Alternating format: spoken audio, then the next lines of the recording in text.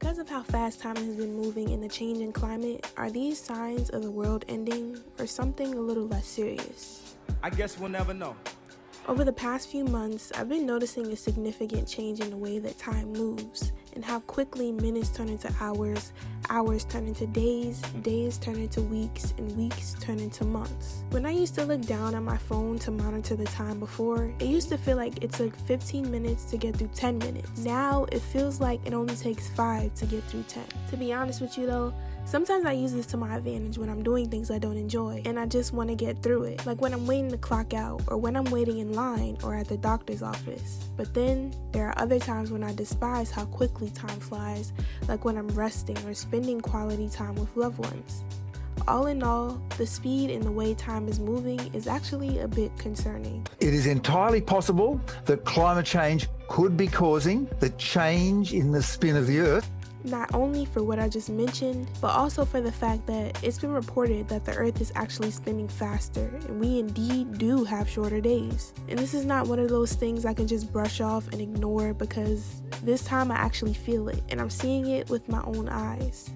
I feel the shift just like I feel the effects of global warming and climate change. Where I live, for it to be 75 degrees in November in New York, that's just not normal. For over a decade, I've been hearing about global warming and its dangers, but I never took it serious because at the time I just wanted to be a kid and live carefree. But at school, I vividly remember learning ways of how we can help put an end to it by doing things like unplugging chargers and plugs we aren't using, biking instead of driving, planting trees, and recycling.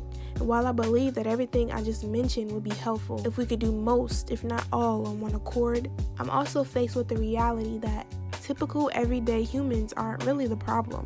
Our contribution to the problem is actually minimal compared to the real issue. The problem is bigger than us, like fossil fuel burning, water pollution, and the dumping of chemicals and heavy metals big, as these are all of the doings of large corporations and businesses. Come to think about it, it's actually heartbreaking because the earth gives so much to us and we give nothing in return.